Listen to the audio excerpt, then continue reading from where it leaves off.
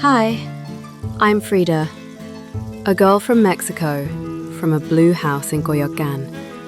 Yes, that same house that would later be filled with flowers, paintings, and a little bit of pain. The world wasn't exactly kind to me from the start. When I was 6, I got polio. One of my legs stayed thinner and weaker, but hey, that leg taught me how to walk stronger. Kids made fun of me, but early on, I learned if someone's going to stand up for me, it has to be me. As a teenager, I was in love with science. I wanted to be a doctor. I wore men's clothes, played football with the boys in the schoolyard. People thought I was strange, but I was just being myself, always myself.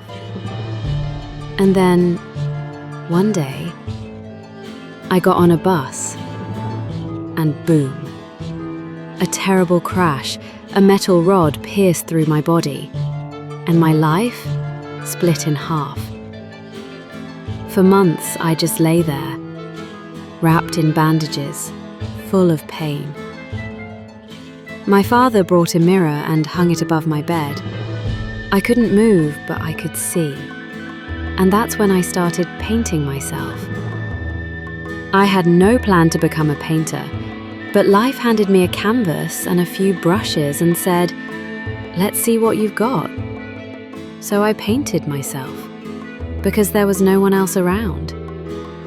Like I later wrote, I paint myself because I am so often alone, and because I am the subject I know best. People said my paintings were surreal, but I wasn't painting dreams. I was painting real life.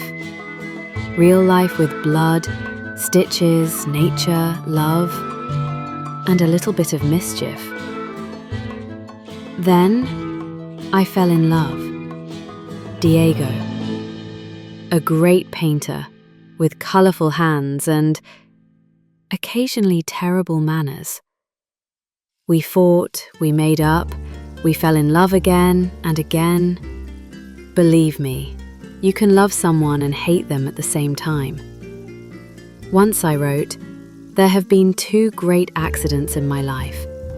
One was the bus, and the other was Diego. Diego was by far the worst. We traveled together to the US, New York, Detroit, but I always missed Mexico. The colors, the markets, the earth. Up there, everything was grey. I belonged to red and yellow, to flowers, birds, and colourful pain. I got pregnant several times, but never had a child, so my paintings became my children. I gave birth to them with colour. The pain didn't stop, but I didn't stop either.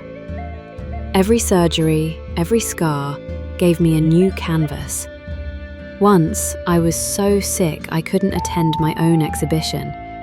So they brought me in on a hospital bed.